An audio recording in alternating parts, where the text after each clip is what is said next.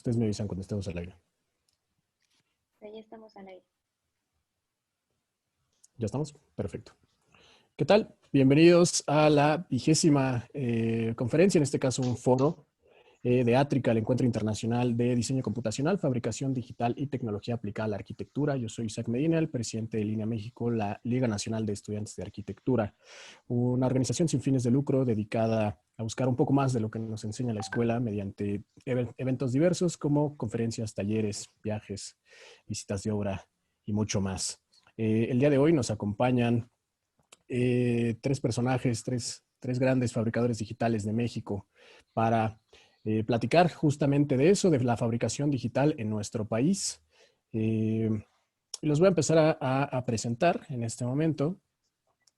El primero es Rodrigo Pérez. Rodrigo Pérez es un diseñador de producto mexicano con expertise en diseño computacional, estrategias para prototipado rápido para fabricación digital. Comenzó explorando herramientas de diseño paramétrico en Control Math, estudió en España en el 2016. Posteriormente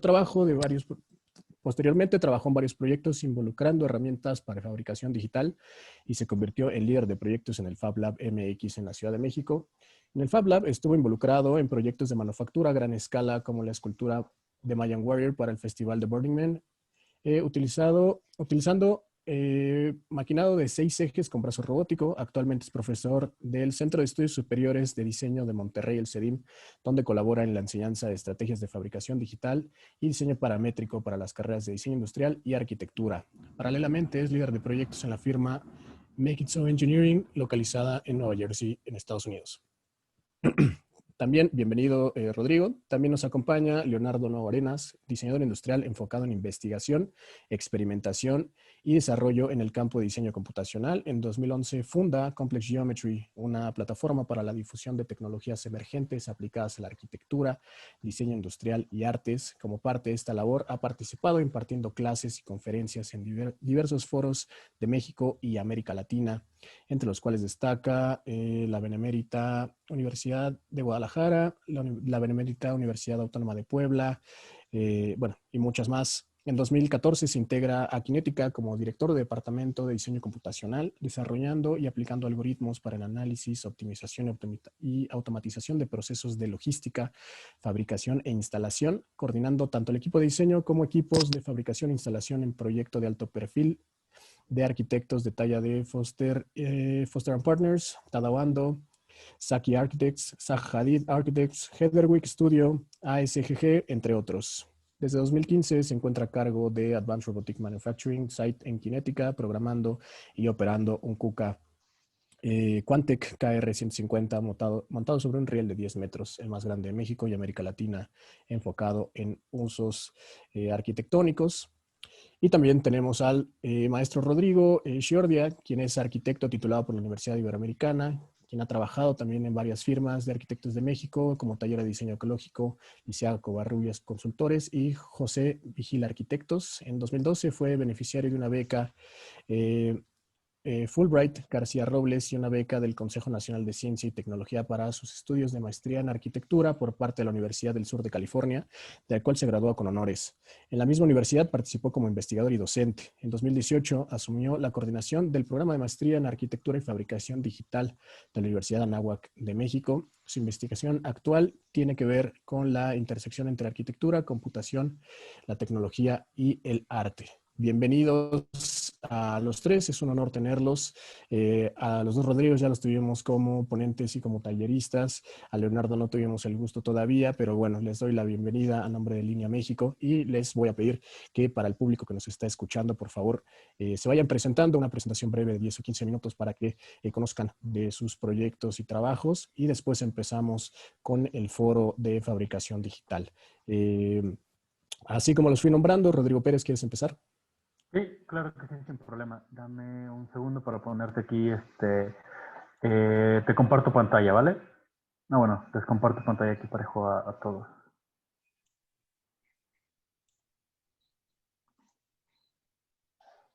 Gracias, Arco, gracias por la invitación y por la presentación. Pues brevemente, un par de proyectos que me gustaría compartirles, de nuevo enfocados a lo que nos interesa, ¿no? Fabricación digital y el uso de herramientas pues bueno, herramientas experimentales se pudiera llamar para nuestro campo actualmente, ¿no? Primeramente, pues quisiera presentar este proyecto del Mayan Warrior, el cual fue un proyecto que se desarrolló el año pasado en la Ciudad de México. Pues a grandes rasgos, el cliente, un artista anónimo, constantemente, bueno, a lo largo de los últimos 8 o 9 años ha estado llevando esta escultura al festival de Burning Man en Black Rock City, USA.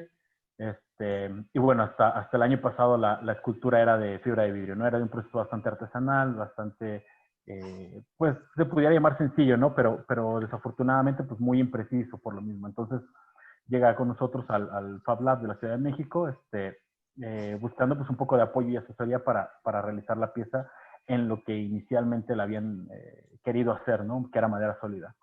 Entonces, a partir de un poco de uso de herramientas de diseño paramétrico y de fabricación digital, pues empezamos a segmentarlo, ¿no? A definir cómo le íbamos a empezar a abordar el proyecto. Lo primero fue, para mantener una buena lealtad ante la pieza original de fibra de vidrio, pues se hizo un escaneado 3D de la pieza, de la cual se sacó una malla relativamente sucia, la cual se retrasó, se volvió a dibujar en superficies que nos permitieran poder pasar a un proceso de mecanizado. Entonces, bueno, a partir de esto tuvimos varias retroalimentaciones en las cuales concluimos que lo más óptimo era ir segmentando la pieza, que no fuera una sola pieza, fueran diferentes elementos que se pudieran armar y desarmar, ¿no? Que nos facilitara este proceso de armado, sobre todo contemplando que iba a ser un proyecto en el desierto, en el cual pues los recursos son bastante limitados y hasta la capacidad humana, ¿no? se ve disminuida. Entonces, las piezas tenían ciertos requerimientos, ¿no? Necesitábamos que fuera posible moverlas entre un número no mayor a 2 personas, por lo que buscamos siempre que las piezas se mantuvieran en un rango de 40 kilos. Adicional, que las piezas no fueran demasiado voluminosas y que el espesor, bueno, nos permitieran, ¿no? Mantenernos dentro del mismo rango del peso.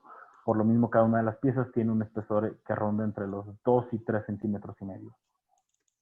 Se desarrolló el sistema de uniones y bueno, ya empezamos un poco del proceso de fabricación, ¿no? Que es algo bastante tradicional. De hecho, pasamos, cada una de las piezas se pasó a un proceso de corte y armado tipo waffle, que es bastante típico. Creo que parte de los primeros ejercicios que todo el mundo cuando empieza a utilizar Grasshopper ejecuta. Entonces cada una de las piezas se segmentaba, se routeaba en 2D en una CNC tradicional, para después tener el armado completo, ¿no? Y este es más o menos un ejemplo de cómo terminaban las piezas. Las piezas igual por la parte posterior pues tenían un pequeño esquema de guías que nos permitían acelerar y facilitar el armado, ¿no? Para que todo el staff de taller nos pudiera apoyar en la labor del armado. Y bueno, este era el caso con cada una de las piezas, ¿no? Eran 12 piezas, 6 de cada lado, espejeada la geometría. Y bueno, terminamos con modelos o piezas físicas de este tipo, ¿no? En las cuales pues ya se puede percibir cierta la intención del diseño, pero pues bueno, todavía faltaba el perfilado, ¿no? Que como creo que comentaba en el taller de la mañana, si están un poco familiarizados con los términos, que son términos muy sencillos, pues primero es básicamente un roughing para después pasar a un finishing en el cual se le perfila o se le da un mayor acabado y resolución a la pieza final. Que para este proceso, pues bueno, ya partíamos haciéndolo con un brazo marca Kuka. De igual manera, pues para poder soportar las piezas, se hizo una base a medida para cada uno de los elementos. Y ya, bueno, de ahí en adelante pues les puedo compartir un poco de imágenes del proceso, ¿no? Del proceso de perfilado con el brazo robótico, con una herramienta de un router. Y bueno, posteriormente ya una vez perfilada cada una de las piezas, se pasó a hacer el ensamble y la unión de ellas. De nuevo, este ensamble pues se podía armar y desarmar, ¿no? Que era el fin, el objetivo final de la pieza. Ya de ahí en adelante, pues bueno, contamos con el apoyo de un equipo de carpinteros para darle un acabado más estético, hablando de lijado, pintura, fondo, acabado, y bueno, ahí estamos aportando y colaborando un poco en todas las áreas, ¿no? y todo lo que se necesitara para poder entregar la pieza. La pieza, la verdad, sí fue un poco retadora en el aspecto del tiempo, sobre todo, para el tiempo de ejecución ya de la pieza final, ya después de haber pasado por varios prototipos y pruebas. Tuvimos 2 meses para la fabricación, 2 meses y medio, en los cuales pues estuvimos a horario completo ejecutando todo, ¿no? Para poder entregar y que la pieza se fuera. Porque, pues bueno, nuevamente, como se tenía que exponer en el evento en el desierto de Estados Unidos, pues la pieza tenía que salir de aquí al menos un mes antes, ¿no? Es un proceso bastante, pues podría decir bastante sencillo, bastante tradicional, pero pues bastante diferente a la vez a lo que usualmente estamos acostumbrados de ver y de tomar un acercamiento. Usualmente el acercamiento suele ser muy artesanal, ¿no? Y aquí lo que buscamos fue complementarlo y optimizarlo con un poco de proceso digital. Algo más que les pudiera compartir, pues bueno, es otra escultura para una mezcalería llamada El Guardián, en la cual básicamente repetimos el mismo proceso. A partir de un modelo tridimensional que ya se había trabajado previamente en herramientas como ZBrush y como Blender, se definió la escultura que se iba a maquilar. Nuevamente pues, se aprovechó la base que ya se había generado para el Mayan Warrior. Únicamente trabajamos algunos aspectos de guía. Y de nuevo, pues bueno, fue un proceso de estructura tipo waffle, ¿no? Que se empezó a ensarmar, a routear en un router de 3 ejes tradicional, y luego ya fue un armado manual de cada una de las piezas. Entonces, la pieza o la escultura completa se segmentó en lo que es cabeza y torso, dejando a un lado las patas, alas, que también corresponde a la escultura, y una cola también que esto ya fue maquilado en un segundo o tercer proceso después. Entonces, como te comentaba, pues básicamente fue el mismo proceso en el cual se routeó todo en una CNC de 3 ejes, se armó a mano, se montó en el brazo o en el área de trabajo del brazo robótico, y con el brazo robótico pues se perfiló y se le dio un acabado más estilizado a la pieza, ¿no? Ya reduciéndole un poco de este escalonado que precisamente, pues bueno, es el resultado del armado de una pieza de este tipo, ¿no? Se le dieron un par de pasadas, y bueno, ya se terminó la pieza a un acabado natural, el cual ya la artista que tenía la comisión o el encargo en específico, pues bueno, ya lo terminó por pintar a mano, ¿no? Darle ese último toque artístico. De ahí en fuera, bueno, he tenido otros proyectos, pero yo creo que podemos limitarnos hasta aquí para no abarcar de más el tiempo, no acaparar un poco de más. Muchas gracias, Rodrigo. El siguiente sería Leonardo Nuevo. Sí, ¿qué tal? Dame un segundo.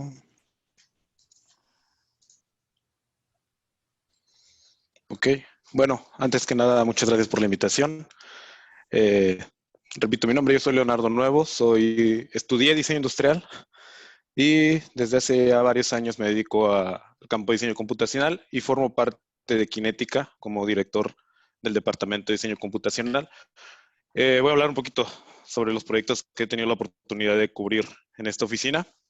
Kinetica es un estudio de diseño industrial fundado por un arquitecto en Monterrey.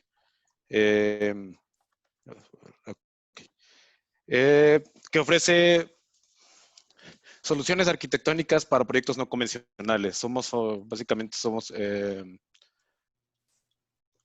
hacemos aquello que otros constructores, otros fabricantes no pueden o no, o tienen demasiado miedo de hacer. Suena un poquito, no sé, no quisiera sonar pedante, pero la realidad es que esa es nuestra especialidad, hacer únicamente cosas que no existen en el mercado, que nadie más puede hacer, ¿no? La oficina tiene 20 años y hemos tenido la oportunidad de participar en proyectos de arquitectos de muy alto perfil. Desde hace aproximadamente 6 años estamos ya trabajando fuera de México con proyectos para Zaha Hadid, para Heatherwick, para ASGG, Sasaki Architects, entre otros, ¿no? Y bueno, la oficina es un híbrido extraño entre oficina y un taller. Todo lo que nosotros diseñamos pasa a fabricación y es una combinación de estos métodos de diseño computacional y de fabricación digital con métodos de fabricación convencional. Entonces, este es un poquito del taller en el que trabajamos. Tenemos un robot KUKA Quante KR50, 150, el más grande en América Latina para usos arquitectónicos. Está montado sobre un riel de 10 metros. Y tenemos nuestro Advanced Robotic Manufacturing Site, que se dedica específicamente a la fabricación de elementos arquitectónicos. Esta es algunas otras de las maquinarias NSS con las que contamos. Y bueno, voy a hablar un poquito de los proyectos. Voy a tratar de irme rápido, porque la verdad es que sí hay bastante, ¿no? Entonces, hemos tenido la oportunidad de trabajar en proyectos para, por ejemplo, Foster & Partners. Este es un lobby que fabricamos para un edificio que está aquí en Monterrey. Y como comentaba, una de las cosas que creo que hace más interesante a Kinetica es la combinación de tecnologías de fabricación digital y de diseño computacional con métodos de fabricación convencional. Nosotros tratamos de cuestionarnos la manera en la que se construye arquitectura actualmente y buscar alternativas para hacerla más eficiente. Este proyecto tenía la particularidad de que fue instalado de arriba hacia abajo. Este lobby, primero se instaló el techo, se puso sobre andamiaje y después llegaron las columnas, ¿no?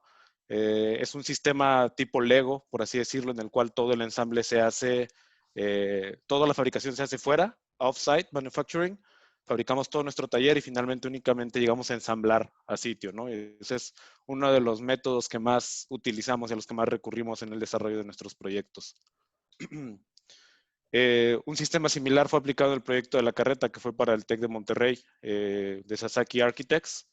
Es un pabellón que tenía la intención de volverse este espacio abierto en el nuevo campus del TEC aquí en Monterrey, y en el cual implementamos varias técnicas de fabricación digital, de corte plasma, corte láser, pero combinado de nuevo con una intención de respetar el diseño arquitectónico y hacerlo mucho más eficiente, ¿no? Entonces, de crear este tipo de detalles que quizás al ojo poco entrenado no son notorios, pero que aportan al diseño. Tratamos de trabajar con el arquitecto para llevar su diseño a una viabilidad. Estos son algunos detalles del proyecto y de los métodos de fabricación. Eso que ven a la izquierda es, por ejemplo, soldadura con un carrito robótico, por así decirlo. Es un proceso ya automatizado. Y es la manera en la que nosotros tomamos esa tecnología, que además viene de otras industrias, y la implementamos en la fabricación arquitectónica.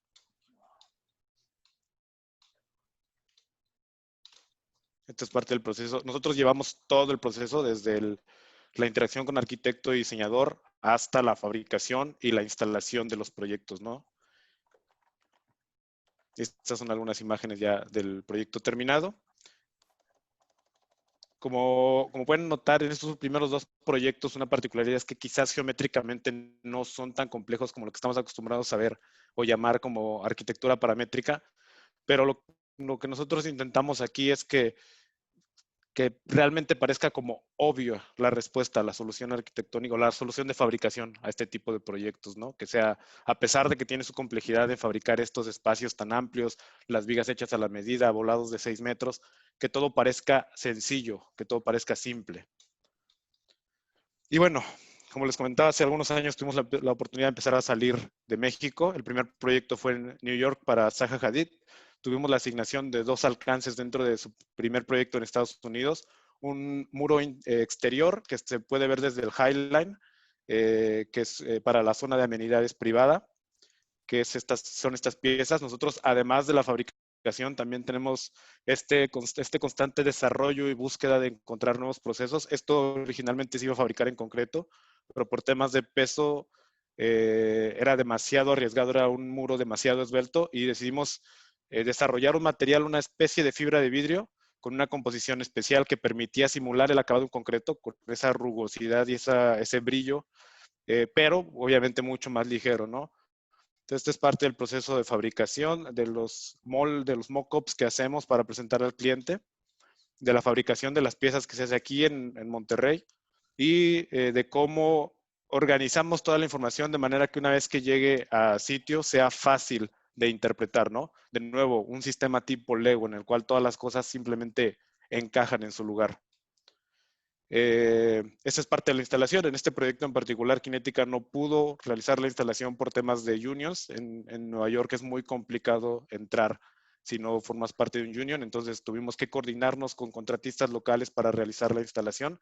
Pero a fin de cuentas, de nuevo, si es un método que ya está bien desarrollado, debe de fluir sin ningún problema. Entonces, la verdad es que al final el resultado fue bastante agradable. Es el muro que se ve ahí a la derecha. Y este muro tiene una conexión en la zona, en esta como, no sé, fuente que se ve del lado derecho, que conecta con otra amenidad interior. Se trata de un espacio, una alberca para los residentes del edificio, y en el cual nos pidieron que fabricáramos esta especie de escultura en el cual simula dos gotas que caen en un estanque de agua quieto y que crea este patrón de interferencia, ¿no? Entonces, lo que hicimos fue fabricar mediante la aplicación de maquinado robótico una serie de modelos a los cuales se le fabricaron moldes. Cada una de estas piezas es única, ninguno de los paneles se repite. Lo que ven en el muro, lo que ven de pie ahí son moldes de fibra de vidrio, a partir de los cuales se fabricaron piezas de concreto. Nosotros trabajamos con materiales, le llamamos composites, que son estos, en este caso es un concreto reforzado con fibra de vidrio, es GFRC. Y algo de lo que creo que destaca más de Kinetica es que tratamos de abordar el diseño como algo integral, como pensar en todos los procesos que están involucrados para que una pieza pase del digital al físico. Y eso en este caso involucraba hacer la instalación posible, porque estamos hablando de una instalación en un espacio de 5 pies, 1,50 m, a partir de un muro en el cual teníamos 1 pulgada en el piso y 1 pulgada en el techo para colgar esta escultura de la pared, ¿no? Entonces diseñamos y desarrollamos este trolley, le llamábamos, que nos permitía mover un panel de 300 kilos alrededor de la alberca, acercarlo hacia la pared una vez que estaba en su lugar, subirlo media pulgada y soltarlo en su lugar como si fuera un cuadro. Estas son algunas fotografías de la geometría terminada. La verdad es que quedamos muy conformes con el resultado. Es una pieza muy bella. Desafortunadamente, muy poca gente va a tener acceso a ella. Es una amenidad privada a la que pues, no se puede entrar si no eres residente. Pero fue uno de los primeros proyectos que hicimos fuera de México y de los cuales nos sentimos muy orgullosos, ¿no? Este es un proyecto que acabamos a principios de este año, 2020, que fue para Heatherwick. Trabajamos en el lobby de uno de sus edificios en Nueva York. El edificio está a punto de ser inaugurado. No hay fotografías finales debido a temas de COVID, pero se nos pidió fabricar este plafón en un composite que es GRG, que es yeso reforzado con fibra de vidrio. Esto es parte del proceso de diseño que nosotros seguimos, es la planimetría que nosotros generamos, todos los detalles y bueno, el proceso de fabricación, ¿no? Combinamos distintas herramientas de fabricación digital para que nos permitan generar este tipo de modelos y moldes que utilizamos para la fabricación de piezas arquitectónicas. Esto es parte del maquinado robótico.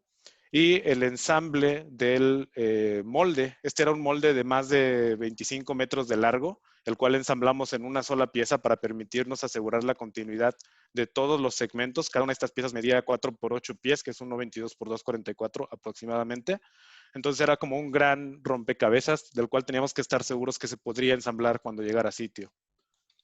Es parte del proceso de embalaje y transporte. Como les comentaba, no hay fotografías finales porque el edificio no se ha inaugurado por temas de COVID.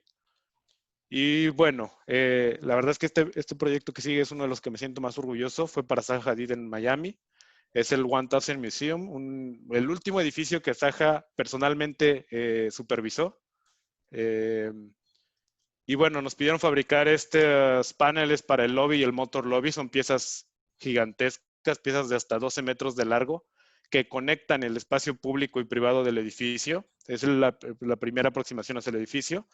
Y esta es parte del proceso que nosotros seguimos con escaneo tridimensional integrado en el proceso de desarrollo de diseño para verificar cualquier posible colisión.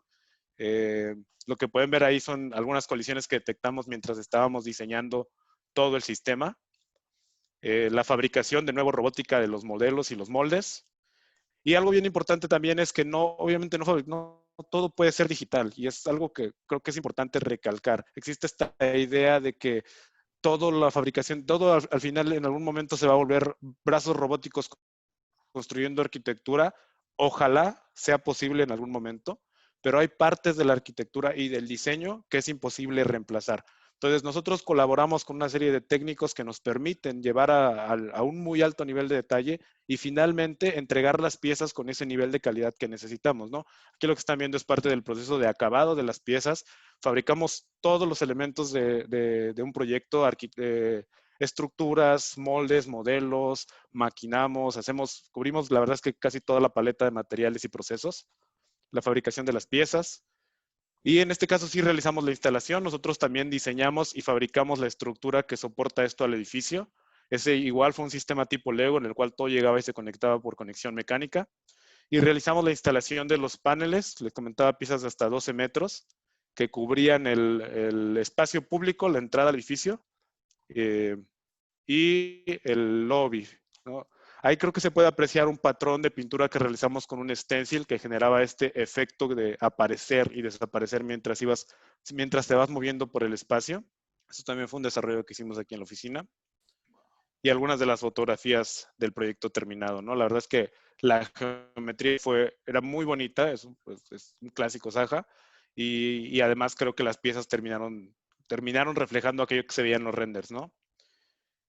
Y finalmente, y rápido para cerrar, un proyecto que estamos a punto de entregar, que se retrasó muchísimo, igual por temas de COVID, para la Expo 2020, ahora Expo 2021 en Dubái, que fue la fabricación de una serie de pods, una especie de turbinas para contener unos proyectores láser que van a crear esta experiencia inmersiva más grande del mundo en el pabellón de Dubái.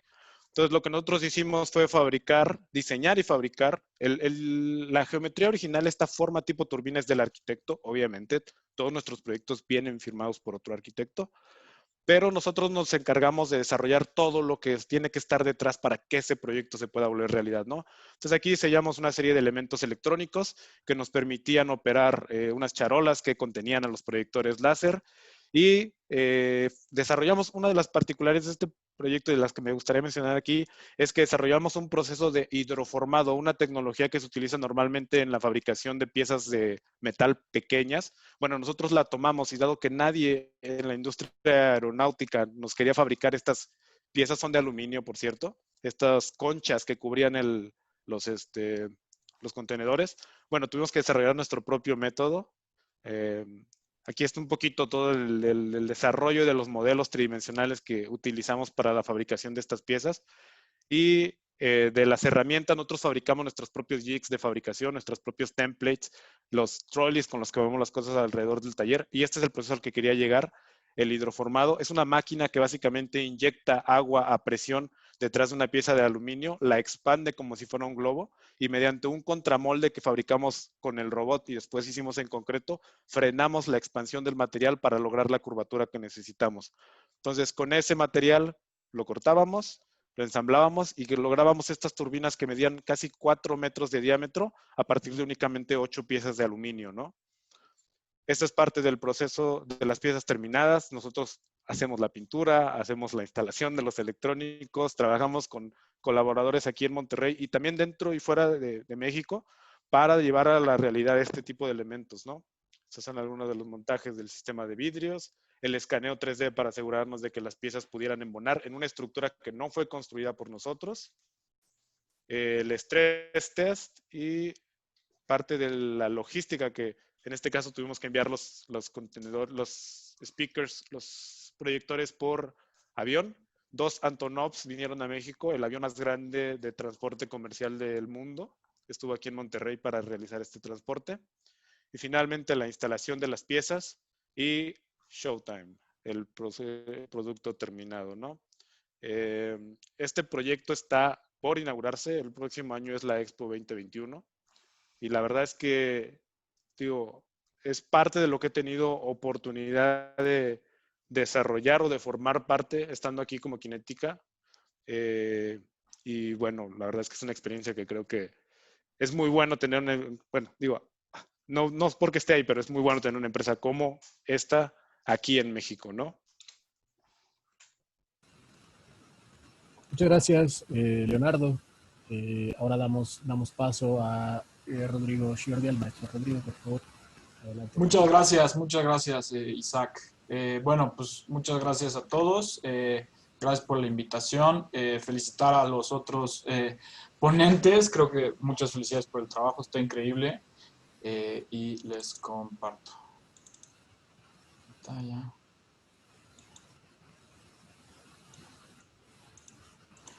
Yo les mostré varias cosas en la ponencia del jueves, ¿fue el jueves o el miércoles? Pero quería ahora mostrarles algunos de los trabajos que hacemos en la maestría en arquitectura y fabricación digital que coordino. Nada más para que vean lo que hacen los muchachos ahí. La mayoría son arquitectos ya titulados que están haciendo un posgrado. El primero de ellos es bueno, estas son las áreas que tiene la maestría, pero el primero de ellos es un cortador de alambre caliente que desarrollamos y construimos en la universidad, cuya función es una resistencia eléctrica que calienta un alambre. ¿Por qué se volteó? Bueno, se volteó el video, creo que es por lo del celular, ¿no? De que son videos de celular, pero bueno, es un alambre que corta los diferentes bloques de unicel. Esto permite hacer superficies alabeadas, no permite hacer superficies de doble curvatura, pero es un proceso mucho más rápido que maquinar con un spindle, y permite hacer, por ejemplo, desbastes rápidos para después venir con la máquina y para después venir con la máquina y wow, ok, reiniciar, ¿no? Perdón, se trabó el PowerPoint. Pero bueno, es una máquina que no, esta no, esta.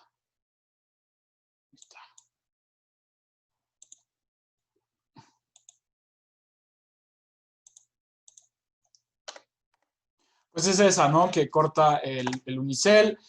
Ahí estaba, bueno, este también es un video, pero creo que no lo voy a correr porque pues, no quiero que se vuelva a trabar, pero bueno, ahí estábamos precisamente viendo todos los toolpaths del robot y estudiando todos los despieces de los más de 100 bloques de unicel. Esta es la pieza que hicimos en la feria del INADEM, aquí en el hipódromo. Ahí estamos profesores, ahí está Fer Meneses, que lo conocen aquí. En fin, era este diseño que se cortó en diferentes piezas por los alumnos, lo diseñaron los alumnos junto con su profesor Isaac, y lo fabricaron en unicel con la máquina que hicimos ahí en la universidad. Esto fue toda el despiece de la pieza, etcétera. Bueno, ahí está en construcción y después ya vivió en la náhuatl un tiempo y después lo usamos para hacer unos bloques. Esta es una banca que hizo uno de los alumnos también en la clase de Javi. Ahí está viviendo en su oficina. Y bueno, ahí están los procesos. Estas son otras lámparas que hicieron otros alumnos en diferentes cosas, en diferentes materiales, con diferentes métodos y diseños. Esta es la clase de Ale Díaz de León, los que llevaron el taller con ella, bueno, pues seguro lo han visto. Este también era video, pero bueno, no lo voy a correr, etcétera. En fin, después convirtieron eso en un mecanismo, que luego hicieron una maqueta un poco más grande. Impresión 3D también lo ven, y también hacen sus torture tests, sus diferentes pruebas. Este era de un solo base mode y sus diferentes softwares y utilización. Estos eran otras piezas. También hay clases donde se hace realidad virtual y se presenta realidad virtual y hacen proyectos inmersivos, interactivos. Esto es también otro proyecto de hacer los moldes con unicel y luego colar concreto con fibra, etcétera. Déjenme les quito aquí esto que está estorbando. Y bueno, tenemos un router CNC igual y también hacen como colados de diferentes celosías, etcétera. Bueno, hay más, pero pues bueno, es eso, algo de lo que hacemos en la maestría, en la universidad, y algo de lo que mostré en la presentación. La verdad no tenía como algo preparado para mostrar en esta otra. Pero bueno, este es el proyecto que mostré. Que de hecho estos conectores, no sé si Rodrigo ya trabajaba en el Fab Lab de Lalo, pero los hicieron en Fab Lab DF, que así se llamaba antes de que la CDMX fuera CDMX. Pero esos conectores son estos conectores. Este es un exhibidor para una empresa de recubrimientos que se hizo una sola pieza con un rombo de MDF y estos conectores metálicos para unirlos. Y luego también hicimos esta pieza para una exhibición en una oficina de arquitectos aquí en México, que era esta especie de librero con estos componentes no estándar. Esto lo hicimos con Diego Díaz en un workshop acá en la universidad. Y bueno, pues ahí tenemos también el spindle y es como diseñar este ensamble es como el waffle, pero no ortogonal. Cada pieza tenía este ensamble fuera de plano o fuera del plano ortogonal. Entonces el robot, precisamente su capacidad de inclinar el spindle, pues nos dio el chance de hacer estas pestañas y estos ensambles wafleados, pero custom, por así decirlo. Y tiene un límite, no puedes hacer ángulos muy obtusos, pero pues bueno, eso. Y bueno, pues con eso termino y listo. Muchas gracias, Rodrigo. Muchas gracias a los tres por presentarse. Muy interesantes estos proyectos, definitivamente. Me gustaría empezar entonces a lanzar estos temas, estas preguntas, estas incógnitas a la mesa, para que ustedes, sin un orden definido, vayan tomando la palabra para dar su punto de vista. Hoy ha sido un día dedicado totalmente a la fabricación digital. Tuvimos en la mañana un taller. Hace rato tuvimos a Diego García de Control Mat, que nos habló un poco del panorama internacional, por así decirlo, de la fabricación digital. Pero me gustaría tocar el tema del panorama nacional. ¿Qué es lo que está pasando en México con la fabricación digital? Y pues, quien guste empezar, que nos pueda dar su punto de vista y cuál es el panorama de este tema en nuestro país. Quien guste. Ok. Mira, desafortunadamente, digo, existe mucho movimiento ya, no solo en México, en toda Latinoamérica me ha tocado la oportunidad de convivir con gente que está promoviendo la implementación de tecnologías de fabricación en distintas escalas. Desafortunadamente, al menos por ahora, es un tema de que sea redituable, ¿no? Entonces, existe esta limitante, esta barrera de entrada en la cual los proyectos arquitectónicos, al menos desde mi perspectiva, ya en un proyecto de escala arquitectónica, existe esta barrera de entrada en la cual no recurren a la fabricación digital por dos aspectos. En primero, por desconocimiento, es decir, el proyecto no exige la fabricación digital todavía en México. Una por desconocimiento, porque le tienen miedo muchas veces, muchos desarrolladores tienen miedo a ver esta geometría compleja y no saber cómo la van a desarrollar. Y la otra es, pues la realidad es un proceso costoso todavía. El maquinado robótico, la impresión 3D, el corte CNC inclusive, todavía no está tan popularizado como para ser un fácilmente accesible, ¿no?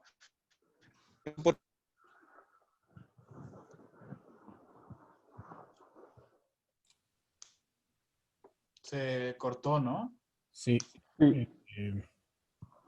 Sí, tuvimos ahí problemas con Leonardo. Pero bueno, justo de lo que estaba diciendo Leonardo, creo que además de los diseñadores, o sea, me pareció súper acertado lo que dice de que el proyecto no exige fabricación digital todavía. Es bien curioso que Rodrigo y Leonardo sean diseñadores industriales, o sea, una disciplina que va un poquito más adelante de la arquitectura o digamos trata de ver más hacia adelante desde antes, ¿no? O sea, me parece que la profesión arquitectónica en México precisamente no está diseñando proyectos que requieran fabricación digital. Y digo, otra contraparte a eso también es el tema del costo, de que la mano de obra en México es demasiado barata, es muy, muy barata. Entonces, eso hace que la fabricación digital en un país como México sea más cara que cualquier otro proceso convencional, ¿no? Perdón, Leonardo, te cortaste y ahí medio Sí, interrumpí. sí, medio. Nos quedamos en que estabas diciendo el proyecto, me pareció una frase súper buena y súper atinada, de que el proyecto en México no exige fabricación digital ahorita y que, bueno, por ahí andabas. Sí, es precisamente eso, que desafortunadamente, ahorita alcancé a escuchar que decías que el arquitecto mexicano no está generando proyectos que requieran fabricación digital. Hay gente en México que está intentándolo, creo que todos los que han formado parte de este foro lo están intentando de alguna manera. Creo que es más una barrera del cliente, por un lado, del desarrollador, y es un tema un poquito psicológico, más que netamente, porque tú lo decías, el costo de la mano de obra mexicana es relativamente barato. A nosotros en Kinética no nos gusta decirlo de esa manera porque se tiende a expresar que vamos a hacer, por estar en México, vamos a ser más baratos, pero no necesariamente es así. Pero es una barrera más psicológica porque precisamente porque estamos en México, por lo menos nosotros desde Kinética intentamos combinar estos procesos tecnológicos con fabricación, con tecnología de fabricación digital, ¿no? Entonces es costeable, es viable, sí se puede hacer. Los proyectos, y no es culpa del arquitecto, los proyectos desafortunadamente muchas veces se mueren en el tintero por un miedo al reto que implica llevar estos procesos a una ejecución. Muchas de estas tecnologías son experimentales. Mucho de lo que nosotros hacemos en la oficina es una prueba, es un riesgo muy grande que afortunadamente nuestros clientes han decidido tomar con nosotros, pero no cualquier cliente lo toma. Entonces, hay una labor de educación que es necesaria realizar y la verdad es que te lo comentaba Isaac al principio, qué bueno que estén haciendo todo esto, porque a fin de cuentas, quien va a empujar, te lo voy a poner desde aquí, Kinética está fundada por un arquitecto que hace 20 años dijo, lo que están fabricando, lo que está en el mercado, no me permite expresar lo que yo como arquitecto quiero lograr. Entonces, en vez de sentarme a quejarme por lo que la industria me ofrece, voy a hacer una empresa que haga eso que yo quisiera que estuviera en el mercado, eso que yo quisiera que se pudiera realizar. Y fundó Kinética y después de, la verdad es que muchos años de mucho esfuerzo, si lo quieren buscar, Luis Gabriel Orozco es una persona a la que admiro muchísimo, que es el director y fundador de Kinética, y que decidió hacer este cambio, fundar Kinética y desarrollar y luchar contra la corriente para traer, o sea, para poner a México, la verdad es que creo que en este momento puedo decir, para poner a México con Kinética como un referente de lo que se puede hacer, ¿no? Que ya estamos ahí compitiendo con proyectos en Estados Unidos, con grandes fabricantes, en proyectos en Dubái, en proyectos en Brasil, tratando de generar eso desde México, ¿no? Entonces es parte también de nosotros como diseñadores y arquitectos llevarlo, hacerlo. Perfecto. Muchas gracias. Rodrigo.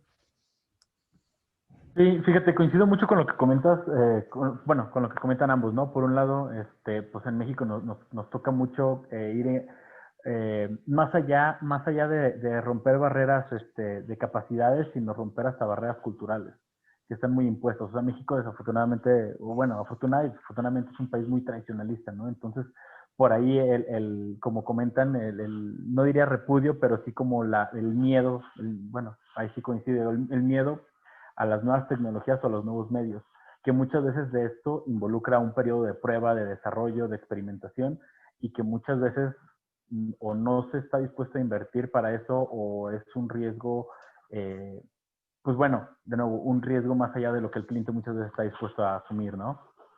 Entonces, pues a final de cuentas es pues seguir impulsando, o sea, seguir haciendo este tipo de labores para demostrar que sí se puede e ir quitando precisamente esa barrera del miedo cultural que se tiene. Perfecto. Pues bueno, gracias a los tres. Me gustaría entonces arrojar a la mesa una nueva incógnita, ¿no? Entonces, si este es el panorama nacional para todos los estudiantes que nos están escuchando y profesionales además que les interese la fabricación digital, ¿cuál es el panorama laboral? Si yo me quiero dedicar a la fabricación digital en México, ¿cuál es el panorama realmente? ¿No hay trabajo de esto? ¿No hay trabajo? ¿Cuál es el panorama laboral de esto? No sé quién quiera empezar. Si quieren empezar del último que terminó al revés ahora. Rodrigo, ¿quieres empezar? Sí, sin problema. Fíjate, de hecho, iba a levantar la mano primero. Creo que la primera y la primordial interrogante de todo el mundo, ¿no? O sea, incluso desde saliendo de estudiantes, como, ¿qué voy a hacer? Y poco a poco más se va volviendo más la interrogante de, ¿cómo voy a generar dinero? O sea, porque inicialmente uno no se preocupa tanto a lo mejor por el ingreso, sino por hacer lo que de verdad le gusta a uno. Te diría que nosotros mismos hacemos el panorama laboral. Muchos de quienes trabajan en el ámbito de diseño de producto y de fabricación digital tienen que recurrir a inventarse sus propios proyectos para ir fondeando o generando esta misma dinámica de quiero vivir de esto y pues le tengo que invertir. Entonces, vaya, desde la creación de muchos laboratorios de fabricación digital, pues han surgido de inventarse uno mismo los proyectos para ir justificando el desarrollo y la inversión misma, ¿no? Y creo que es algo que justamente ahorita nos hizo el comentario Diego García. Tú no vas tras del cliente, sino más bien tú haz lo que tienes que hacer para que el cliente llegue contigo.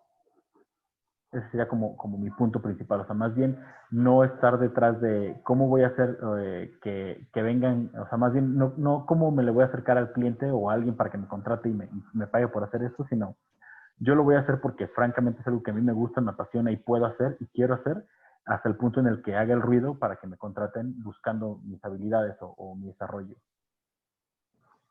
Gracias. Rodrigo, Leonardo, tienes... Yo, por ejemplo, diría desde el lado, por ejemplo, de la maestría, justo, nuestros alumnos, la gran mayoría, si no es que casi todos, son arquitectos ya titulados que trabajan por su cuenta y estudian la maestría para poder integrar eso en sus horas. O sea, es decir, son arquitectos que ya tienen una práctica profesional establecida, ya sea para alguien más o para ellos mismos. La mayoría lo estudian precisamente para ellos mismos, en realidad, como dice Rodrigo, más. Creo yo que eso hace precisamente, como vuelve a decir Leonardo, el hecho de que los proyectos, esta parte cultural donde el desarrollador, el cliente, no necesariamente toma un riesgo con una geometría compleja o poco convencional, porque también, pues chance no está el horno para bollos en términos de tomar riesgos, ¿no? Digamos, chance traemos ese chip, ¿no? Pero al final, precisamente, o sea, lo que es cierto es que quien se dedica a esto tiene una ventaja competitiva. Y prueba de ello, ahí está Leonardo y su oficina, y Rodrigo y su trabajo, y toda la gente que se dedica a esto y que es buena en ello en México, al final les va bien también. Entonces, por un lado, hay poca competencia, porque, o sea, en este foro, a pesar de que estuvo increíble y hubo muchísima gente, pues al final sí es reducido proporcionalmente el número de personas en el diseño y la construcción que están interesados en lo que estuvimos hablando toda esta semana. Pero entonces eso al mismo tiempo es una oportunidad, porque entonces quienes dominamos esto y quienes estamos en esto tenemos una ventaja competitiva. ¿Para qué? Para estar allá afuera, como Leonardo, como los de Kinética, etcétera, para estar ahí, pues poniendo a México ahí arriba, pues, yo creo. Entonces, sí el panorama es limitado ahorita laboralmente, o bueno, no es que sea limitado, pero sí pasa mucho por lo que tú haces por ti mismo, pero al mismo tiempo hay una gran oportunidad de tomar las riendas de esto y convertirse en los profesionistas que van a poder estar dictando la tecnología que va a estar usando nuestro país en el futuro. Y eso es lo que hay que buscar, pienso. Sí, yo coincido en ese aspecto de que, ¿cómo plantearlo? Dice Rodrigo que es un campo limitado, sí. Francamente, hay pocas plazas en México en las cuales se busque como tal un diseñador computacional o un diseñador, en parte porque se desconoce de las capacidades que este nuevo, porque tengo que aclarar algo, es un nuevo perfil. Nosotros venimos de una formación de arquitectura o de diseño, pero realmente lo que hacemos ya no es ese tipo de diseño que nos enseñaron a hacer en la universidad, ¿no? Y algo que considero que es muy importante es la universidad y la formación académica te da muchas bases, te puede ayudar mucho con estos nuevos programas de maestrías que están surgiendo y doctorados que están surgiendo en todo el mundo, centrados en el diseño computacional y fabricación digital. Pero a fin de cuentas, nosotros lo decimos aquí en la oficina, es el individuo el que define realmente el camino que va a tomar. Y lo decimos así porque toda la gente que tenemos en la oficina ha sido gente que de manera personal ha decidido desarrollarse en este campo, apostando por algo que quizás al principio no es seguro, que quizás al principio no te da una certeza de que vas a tener una posición laboral. En mi caso, yo empecé de manera independiente desde que estaba en la carrera a enfocarme en esto y te lo puedo decir así, en diseño industrial, a mí me decían los maestros que me buscara otra cosa que hacer porque de esto no iba yo a poder vivir. Pero existen allá afuera gente, existen compañías como la que estoy afortunadamente, y no solamente esas, sino algunas otras, que requieren ese nuevo perfil en la arquitectura, que requieren esa nueva eh, especialidad.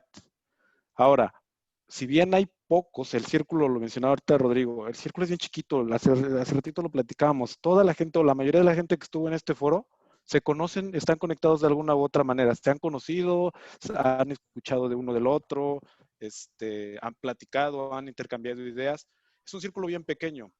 No quiere decir que sean los únicos que se han formado en el tema o que sean los únicos que han estado en una maestría o que han tomado este curso o que han tomado este otro foro o que han hecho esto. Hay cientos. A mí personalmente me ha tocado darle clases a cientos de personas. ¿Cuántos realmente van a ser exitosos en el campo? Un puñado. Aquellos que realmente se enfoquen, se esfuercen y den, no el 100%, que den hasta que ya no puedan más en lo que están intentando hacer. Y esos son, afortunadamente lo puedo decir, en mi oficina son los que han llegado a mi equipo, son los que creo que han llegado a convivir en este tipo de foros, en los que están ahí involucrados, buscando, explorando, esos son los que sobresalen, a los que a fin de cuentas, en algún punto vas a llamar la atención. O sea, si haces las cosas bien, si haces las cosas realmente bien, la gente te va a voltear a ver, vas a llamar la atención y afortunadamente sí hay, sí se requiere, sí va para allá la arquitectura. Nosotros, yo personalmente y Kinética, creemos que la arquitectura va en esa dirección de volverse algo más parecido a la fabricación automotriz o a los procesos industriales del diseño industrial, ¿no? Entonces ese perfil se requiere. No hay ahorita, hay muy poca gente que lo tenga y va a haber cada vez más plazas, ¿no? ¿Es arriesgado? Sí, pero si la vida fuera fácil, pues creo que no tendría mucho chiste. Perfecto. Muchas gracias a los tres. Bueno, estamos hablando del tema de que ese perfil se requiere. Ya tocamos el tema profesional, el tema laboral. Me gustaría tocar el tema académico. Si se requiere ese perfil, ¿qué estamos haciendo en México para generar ese perfil que requiere ese perfil con el tema de la fabricación digital? Hace rato nos platicaba Diego García de ControlMat que en las universidades en España existen clases de fabricación digital desde licenciatura, no desde maestría, no desde una especialización, no desde alguien que toma cursos por su parte, sino desde la maestría, desde la licenciatura, perdón. Existe esta formación de que mínimo les hablan de la fabricación digital, saben que existen y entonces tienen que ir pensando en la fabricación digital desde su formación de base. ¿Ustedes qué piensan en este sentido? Desde mi punto de vista como estudiante de arquitectura, creo que no existe ese perfil en la parte de licenciatura en México, al menos no en mi universidad, no en las universidades que conozco, que en línea hay bastantes, somos ya 65. Eh, ¿Qué piensan ustedes? Sé que Rodrigo, sé que Leonardo son diseñadores industriales y probablemente en la universidad, en licenciatura, sí vieron más de procesos de fabricación, pero estamos hablando de un contexto de arquitectura, o sea, en la arquitectura, en el ámbito académico. No sé si quieran regresar otra vez en el orden Sí, que terminamos. ahí, si bien como mencionaban, Rodrigo y yo somos de formación diseñadores industriales, tengo que aclarar que no es el caso, ¿eh? O sea, sí existe, obviamente sí estamos más expuestos a procesos. Desafortunadamente la estructura académica es la estructura institucional de muchas universidades. Por ejemplo, Rodrigo está en un caso excepcional porque CEDIM es una de esas pocas universidades que empezó apostando por hacer cosas poco convencionales, ¿no? Que sí trata de implementar esos procesos muy temprano, ¿no? A mí me toca, yo he tenido la oportunidad, tengo el gusto de participar en una universidad en Panamá. En mi caso sí enfocado a diseño industrial, pero que empieza a involucrarlos con estos temas de diseño computacional desde la carrera, ¿no? Pero es la excepción, son excepciones realmente. Y empieza con movimientos bien chiquitos, porque el CEDIM es relativamente pequeño en cuanto a estructura si lo comparas con algunas de las universidades más grandes de México, pero fue una de las primeras, al menos que yo tengo conocimiento, que realmente como que empezó a promover esto, ¿no? Y después las universidades más grandes empezaron a tomar Ejemplos. ejemplos, ¿sí? Y aplicarlos a sus estudiantes. Pero en cualquiera que sea la escala, tenemos que tomar en cuenta de que la capacidad académica e institucional está muy limitada. Es mucha gente la que tiene que compartir el mismo espacio, los mismos procesos, las mismas herramientas. Entonces, creo que es bien importante, es una base muy necesaria que se tiene que construir en México y no solo en México, en toda Latinoamérica, de que la academia los introduzca al proceso, de que la academia les dé la base, por lo menos les muestre que existe, ¿no? Pero la realidad es que a fin de cuentas va a depender completamente de la persona, a mi perspectiva. En mi caso, y en el caso de todos los que estamos en Kinética, ninguno de nosotros ha ido por el lado académico convencional. O sea, tenemos obviamente una formación de diseñadores o arquitectos, pero nos empezamos a despegar de esa formación hacia hacer lo que nosotros considerábamos que era el camino, que tenía que ver con el diseño y el tipo de diseño que queríamos hacer, ¿no?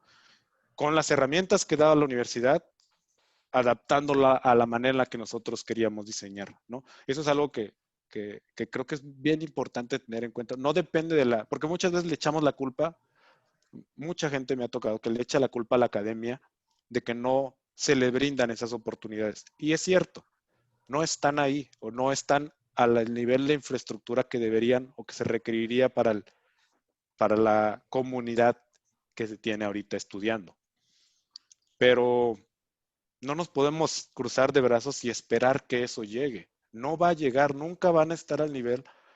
Desafortunadamente las universidades están, en México al menos, está bien difícil que se rompa esa burocracia y lleguen a estar al nivel de oferta de estas tecnologías que realmente requeriría para que todos sus alumnos tengan el acceso a a una muy buena formación en ese aspecto. Además de que tomemos en cuenta de que el diseño paramétrico, diseño computacional, como le quieran llamar, es solo un campo del diseño. No se va a ir, no todo va a ser así. Por eso no ha desaparecido la arquitectura como la de Tadao Ando, por eso no ha desaparecido la arquitectura como la de Foster, porque a pesar de que se empiezan a implementar estos procesos, también existe esa otra necesidad. Entonces, la academia, yo quiero pensar, va a hacer su mejor esfuerzo por cubrir esa demanda, pero nos corresponde a nosotros cerrar ese gap. Es que tú quieras realmente avanzar ese camino. Yo, Sí. Yo difiero un poco.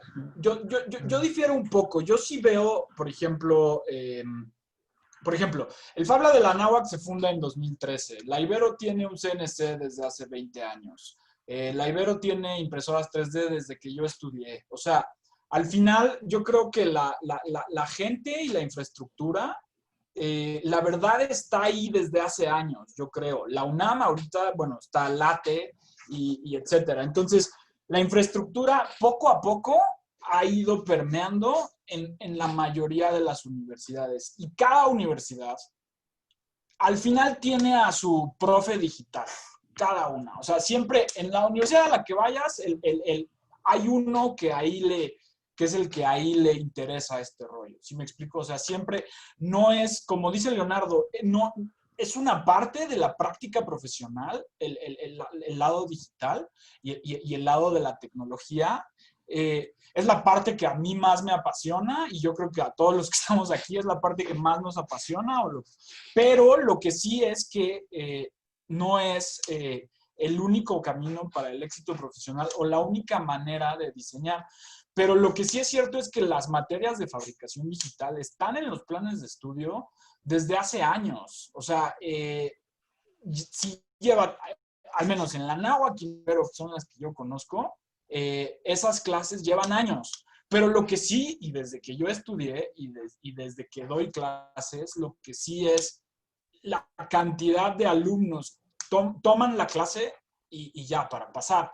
Pero de un grupo de tanto, el 5, el 10% realmente les interesa y realmente van más allá. Y claro, es cierto, la academia es una institución, cumple un papel muy específico en nuestra sociedad y, y, y, y ¿cómo decirlo?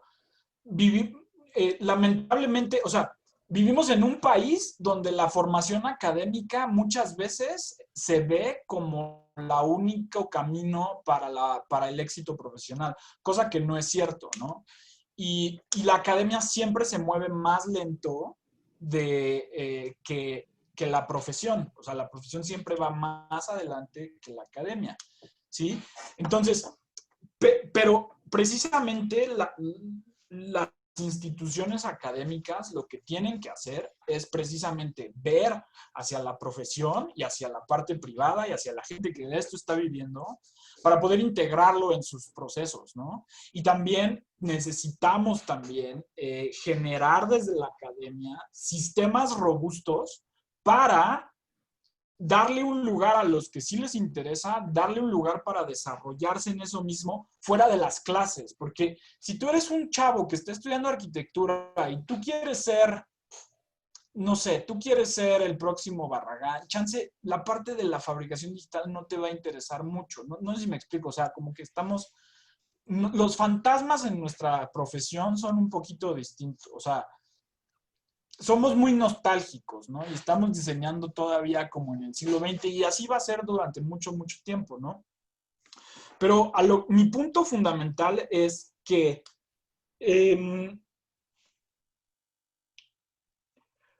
lo que la academia tiene que generar no es tanto que todos estudien fabricación digital, pero lo que la academia tiene que generar es estos espacios para que las personas que sí les interesa puedan desarrollarse y aprender más. Y no solo eso, para que el sector privado, porque eso es algo que sucede en el resto de los países, pero aquí en México no, que el sector privado pida ayuda en la parte académica para desarrollar procesos nuevos o para desarrollar tecnología nueva, o que haya fondos privados para investigación y desarrollo, etcétera. Entonces, esa parte yo creo que es la que le falta a la academia. La academia necesita poder generar sus propios proyectos, generar sus propios financiamientos para desarrollar y generar precisamente es eso. Ya no es que es curioso, o sea, ya, como dice Leonardo, es un nuevo perfil el diseñador computacional. Ya no es voy a la escuela para aprender un trabajo. Necesitamos diseñar el trabajo del mañana, o sea, necesitamos diseñar nuestro propio trabajo. ¿Cómo te inventas tu puesto del día de mañana? ¿Sí me explico? ¿Cómo tú diseñas eso que tú vas a hacer para, para llevar una vida profesional plena. Pues sí me explico, porque ya no existe ese arquitecto de los años 50, 60, donde tú ibas, estudiabas tus 5 años, presentabas tu tesis y después salías, ponías tu despacho y ahí ibas, ¿no? O sea, así era la profesión, pero cada vez más, para empezar, somos un país que tiene más de 30,000 estudiantes de arquitectura. Tenemos miles de escuelas de arquitectura en el país. ¿Sabes cuántas hay en Francia? En Francia hay como 10 escuelas de arquitectura. Y es o sea, somos muchísimos. La competencia cada vez es mayor, ¿no? Y al final, no estoy diciendo que eso sea malo necesariamente, nada más lo que digo es que la academia tiene otro papel, no sé si me explico, no te vas a, o sea, el papel de la academia tiene que como que cambiar un poco para tratar de generar modelos educativos diferentes que permitan desarrollarse a aquellos que así lo desean, ¿sí me explico? Porque no podemos meter a todos en el mismo molde, como en universidades, no podemos esperar que todos vayan a hacer unas balitas en grasa. Pues no se puede, no todos tienen esa manera. Al final, no todos ni siquiera le entienden, y es lo que te digo, o sea, el 90% de mis estudiantes de proyectos, 4, no les interesa tanto el tema digital. Lo ven y le dicen, ok, etcétera, pero al final, a la hora de desarrollarlo y a la hora de generar un buen skill, sí se necesita un perfil muy específico para que le entre y le entre bien, ¿sí me explico? Porque no todos le entran, porque precisamente está ese velo del que hablaba el otro día, de eso como es tecnología y no lo entiendo, está lejos de mí, ¿no? Y hay gente que simplemente no pasa de ahí, ¿no? Pero los que sí, pues necesitamos precisamente en la academia como generar esas alianzas, esas colaboraciones, etcétera, para poder desarrollar a esas personas, ¿no? Antes de que entre Rodrigo, el otro Rodrigo, nada más para aclarar el punto. Precisamente, no quisiera que se malinterprete, precisamente creo que vas por la línea que tú dices. Creo que sí, la academia debe de generar esos ambientes, debe dar la oportunidad. Creo que debe de generar esas alianzas.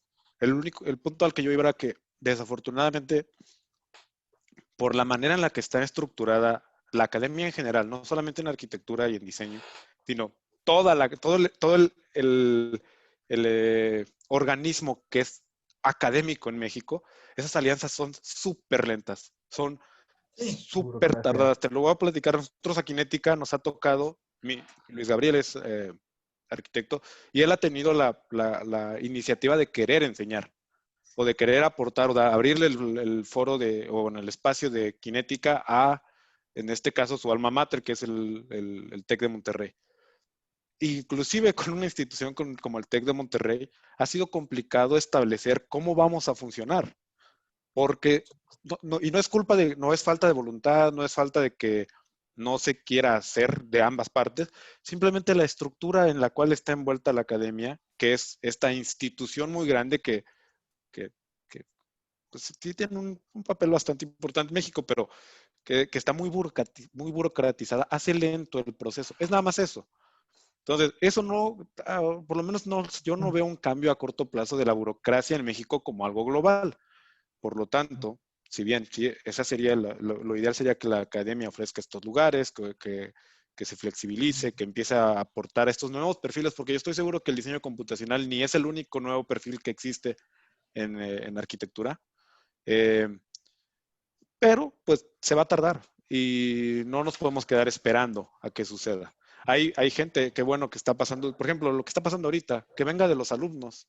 Es más rápido que venga de los alumnos a que venga de la misma academia. Y además, otra cosa bien importante es cuando el alumno lo empieza a exigir, cuando el alumno le empieza a dar ese papel a lo que quiere aprender y a lo camino que quiere seguir, la academia se ve forzada a complacerlos, ya sea por temas comerciales o por temas competitivos, porque sus números se van a ver afectados por otras academias que sí lo estén haciendo, pero se van a ver forzados a hacerlo. Entonces creo que el push, o a lo que al punto que yo quería hacer es que ese push tiene que venir de nosotros, de nosotros como profesionistas, de ustedes como estudiantes. Si lo quieren hacer, exíjanlo, háganlo, demuestren que sí hay un mercado, que sí se puede, que sí hay cómo aplicarse, ¿no? Era eso, nada más quería aclarar un poquito. Creo que compartimos muchos puntos. Sí. No quisiera que se fuera por otra dirección la interpretación de eso. No, a lo que yo iba, yo estaba en desacuerdo más con lo que dijiste de que solo pocas instituciones como que están teniendo como ese push o etcétera. Más bien lo que digo es que está, o sea, sí, yo lo que creo más bien es que en todas las universidades hay gente que quiere dar ese push, pero precisamente por lo que dices, la academia es lenta, ¿no? Pero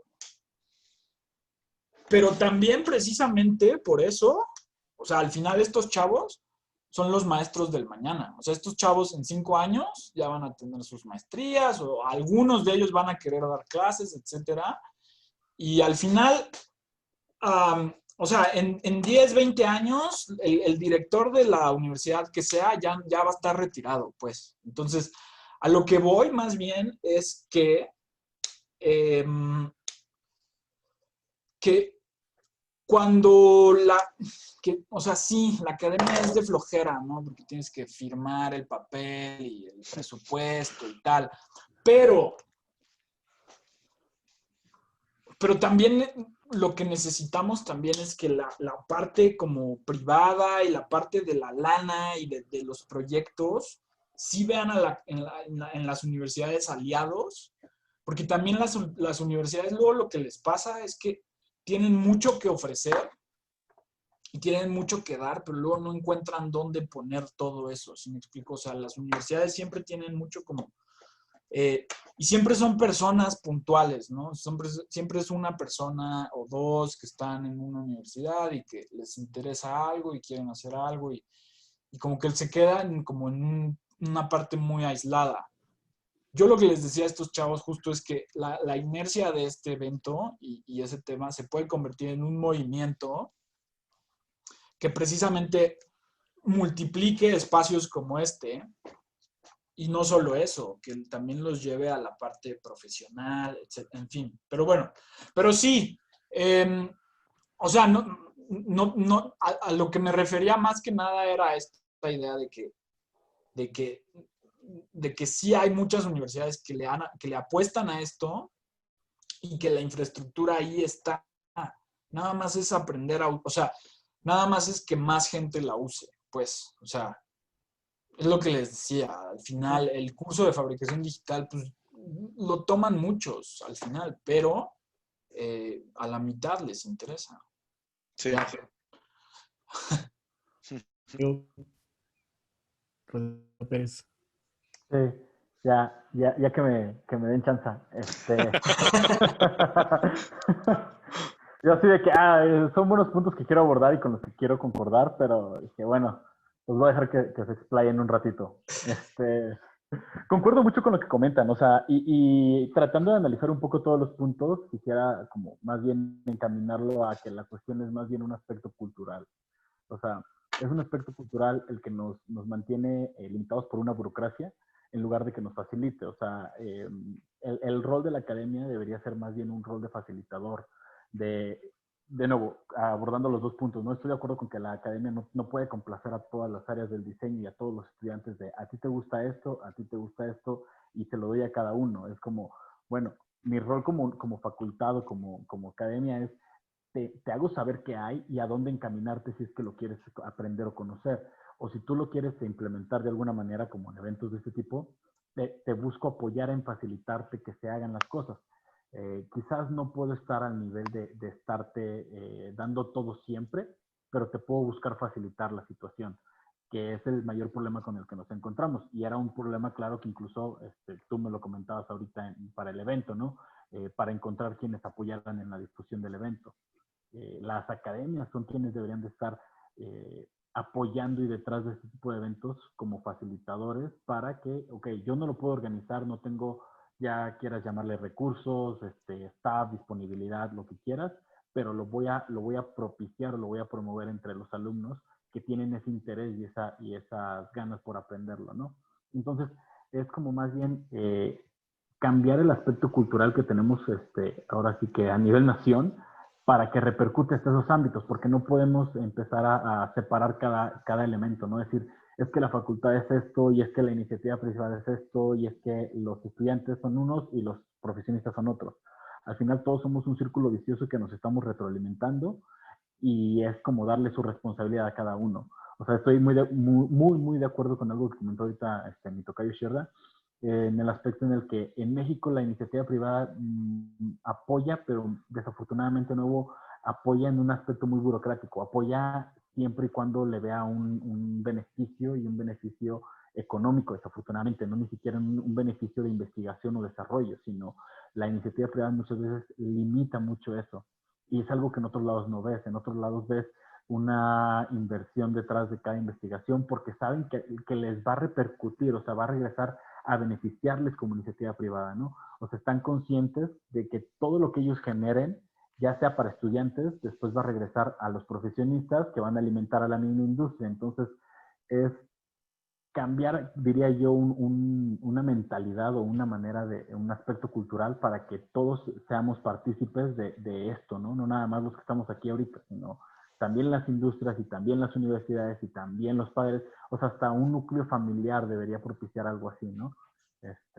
Digo, creo que esa sería más bien como mi conclusión respecto a esta pregunta del rol académico, más bien sería un rol cultural y social. Me gustaría tomar algo que dice Rodrigo, de que es un tema cultural. Hay algo que nosotros, al menos aquí lo platicamos y lo discutimos, que es no sé si sea algo generalizado en todo México y toda Latinoamérica, pero es la búsqueda de la recompensa inmediata. Eso tiene que ver con que la academia, en otros países existe este pensamiento de la inversión que le da porque a fin de cuentas no podemos decir que la industria no invierte la industria en otros países invierte altruistamente en la academia. Eso sería una mentira. La realidad es que invierten con mira en una recompensa a muy largo plazo, pero a fin de cuentas en una recompensa. El tema es que quizás muchas veces aquí en México buscamos esa recompensa inmediata. Entonces, el que está en ese momento de director sabe que va a durar, no sé, N años en su puesto y que pues lo que logre en ese periodo de tiempo es lo único de lo cual va a poder, no quiero que suene mal, pero pavonearse o presumir o colgarse. No ve ese proceso de investigación a 15 años, que a lo mejor en 15 años le va a retribuir a la sociedad, a la industria, a la academia. Y pasa lo mismo con la industria privada, que muchas veces no ven esa inversión porque quieren algo que yo te di N 1,000 pesos a ti, academia, y bueno, yo quiero que este año ya eso me lo retribuya. O sea, yo quiero recuperar mi ganancia ya. Y pasa aquí, ¿no? Y también pasa, desafortunadamente, con algunos alumnos, no me gusta generalizar, pero con algunos estudiantes que quieren ver esa inversión retribuida inmediatamente. Y no, tristemente lo que hagan ahorita va a verse reflejado en 10 años, en 15 años.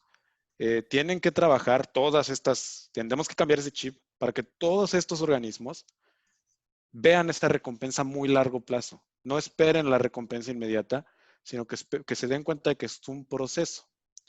Y creo que de esa manera podríamos como conjugar estos objetivos de, bueno, la industria le va a invertir a la academia porque no ahorita, en 15, 20 años me va a retribuir. Y la academia, los que están en ese cuerpo corporativo académico, le van a meter porque no se trata de del reporte del próximo año, de los números del próximo año, se trata de los números a N años. Y yo como alumno, me gustaría pensar que ya existe más esa conciencia de yo como alumno me voy a invertir a mí mismo, no para el próximo año, no para cuando me gradúe y ya quiero ser el próximo Archistart, sino en 5, 10, 15 años. Los arquitectos famosos no son jóvenes. O sea, somos una industria en la cual no te vuelves rico joven, por así decirlo. Si es que te vuelves rico. Es a largo plazo. Es una carrera de resistencia, no de velocidad.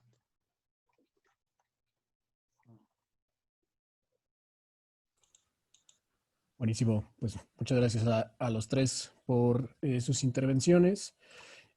Ahora me gustaría pasar a otra pregunta, un poco menos general y más entrando un tanto a lo particular.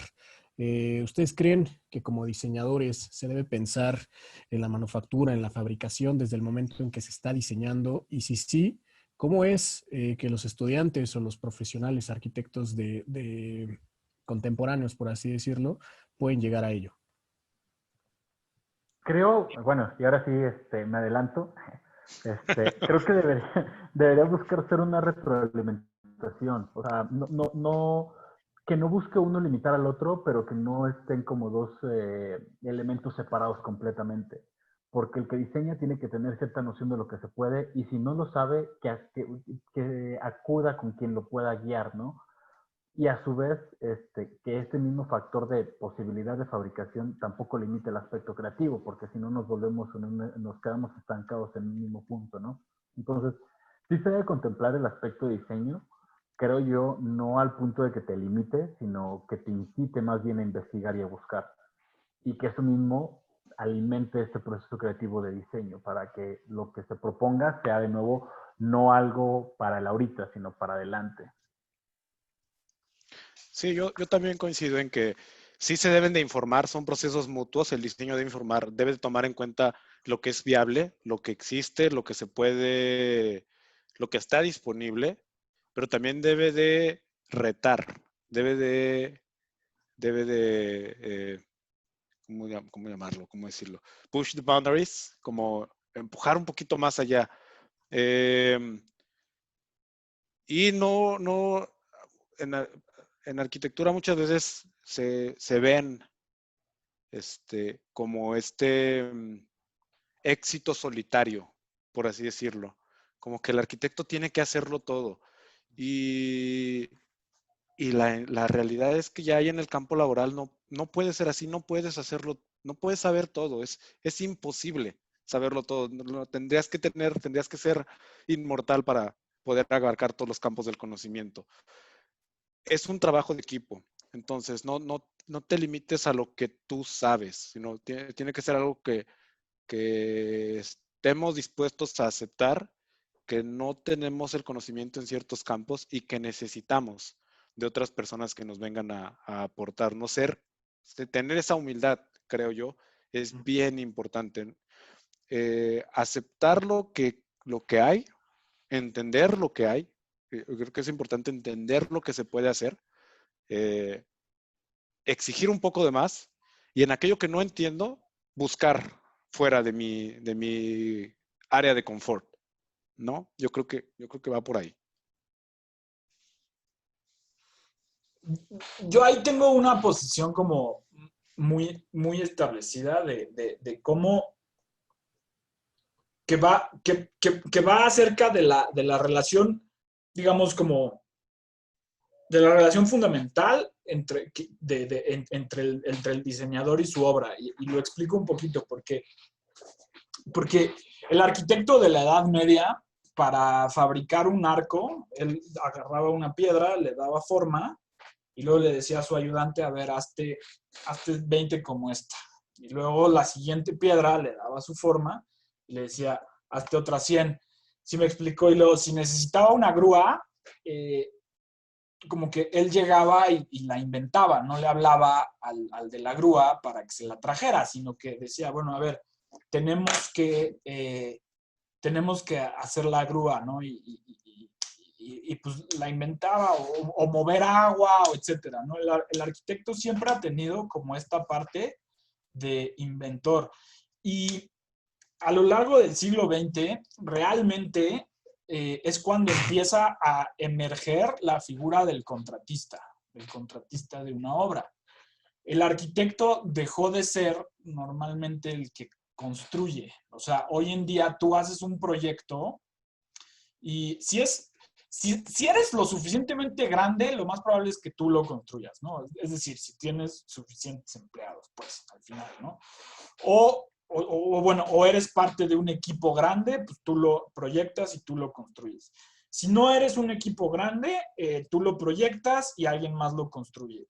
o si el proyecto es suficientemente chico, tú lo proyectas y lo construyes. Pero a lo que voy es que hay otra como parte que es que por mucho tiempo el proyecto arquitectónico se le ha dado como el objetivo final del arquitecto. ¿Sí me explico? O sea, el arquitecto ya como que el papel del arquitecto ha sido nada más el de diseñar, ¿no? Y poco a poco la parte constructiva, no es que se pierda, pero el papel del arquitecto en la construcción, en la obra, no siempre, no estoy diciendo que en todos los casos, pero no siempre es como, no siempre es como tan cercana, ¿no? Y es curioso porque el arquitecto no toca su obra. El arquitecto no, físicamente, un artista pinta un cuadro y el cuadro lo hizo él. Un escultor, la escultura la hizo él, por ejemplo, ¿no? El arquitecto no. El arquitecto, pues, la tocaron muchas manos. El carpintero, el herrero, el cancelero, el dibujante, el residente de obra, el ingeniero, en fin, el proveedor. Todo mundo tiene como este objetivo. ¿Por qué? Porque una obra es una cosa compleja, grande, costosa, etcétera, y requiere, como dice Leonardo, de muchas disciplinas, muchas manos y muchas mentes. Pero lo que sí pienso también es que el diseñador, si hay algo que hacen las herramientas digitales es acercar un poco al diseñador a la obra. ¿Y a qué me refiero en esto? Es que debido a que el modelo digital lo podemos hacer con cada vez mayor precisión, y no solo eso, podemos simular su desempeño, podemos decir podemos decir cómo se va a comportar esta pieza de metal, podemos decir qué temperatura va a haber en este cuarto. ¿Por qué? Porque podemos usar herramientas digitales para predecir ese desempeño. Lo que sí creo es que las herramientas digitales y la fabricación digital acercan mucho más al diseñador a la obra, en el sentido en el que el diseñador tiene la capacidad de meterse mucho más en el proceso y sí, o sea, integrar como todas otras disciplinas, ingenierías, la parte de la artesanía o el oficio, etcétera, pero al fin y al cabo, como normalmente son obras más complejas, más, etcétera, creo que la fabricación digital y las herramientas digitales en el diseño, lo que hacen es permitir que el diseñador y la construcción o la fabricación estén mucho más ligados y haya una retroalimentación siempre, ¿no? Precisamente porque el modelo digital es casi un ente vivo. O sea, no hay que volver a dibujar a mano otros 50,000 planos para hacer un cambio en el proyecto. Simplemente se hace en el modelo y ya. Y todos saben que se hizo y le puede hasta llegar un mail a todos. Y no solo eso, se actualiza automáticamente presupuesto, sourcing, detalles de albañilería, o sea, la herramienta digital está acortando tanto todos esos tiempos y generando una construcción mental en la mente de todo el equipo que precisamente el diseño y la fabricación están, yo podría decir, hoy más cerca entre ellos que nunca. ¿Sí me explico? Y como dice Leonardo, a veces los arquitectos no ven tanto eso y quieren como imponer o lo que sea, pero si realmente, o sea, realmente puedes como meterte mucho más en el proceso de fabricación y controlar más aspectos del proceso.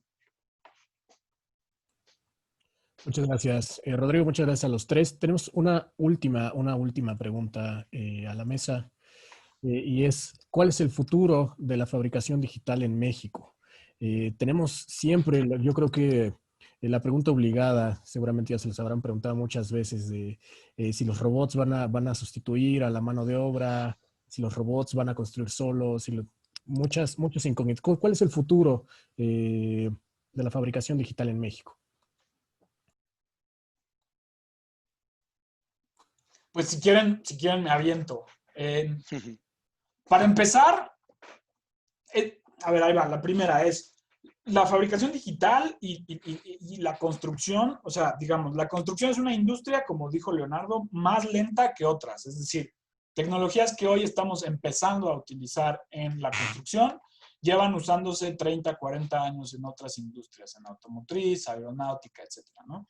Y lo mismo es en términos de las paqueterías de diseño, etcétera. Entonces, realmente, el futuro de la fabricación digital es muy difícil de predecir, pero va a estar íntimamente ligado con el futuro en general de la humanidad, en realidad. Es decir, todas las tendencias que aparecen en otras industrias terminan apareciendo en nuestra industria.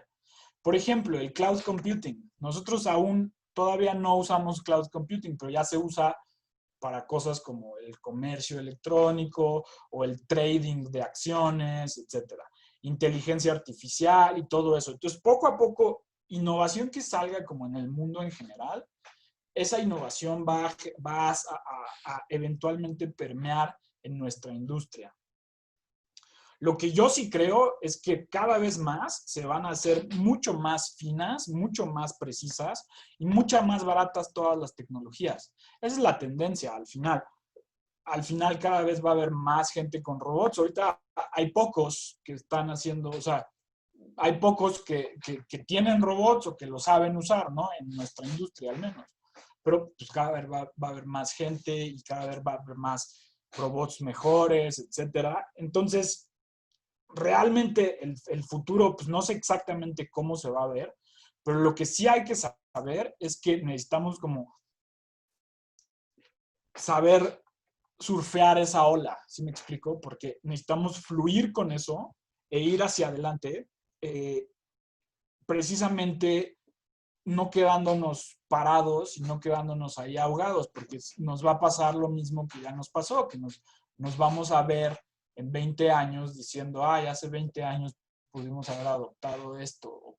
¿Sí me explico? O sea, que es un poco, que ni siquiera es tan cierto, ¿no? Pero eso. Entonces, y bueno, lo que sí es que no creo que los robots terminen construyendo. Y de todos modos, sí, no va a ser exactamente como lo estamos imaginando ahorita. Va a ser como, o sea, es muy como, hay tantos procesos en nuestra industria, hay tantas cosas que influyen, que, eventualmente, pues sí, hay nuevos roles que se crean, nuevos perfiles, nuevas tecnologías, nuevos procesos, etcétera. Lo que sí es que quien va a tener éxito es quien sepa adaptarse y quien sepa adoptar, o sea, quien sepa surfear esa ola, ¿no?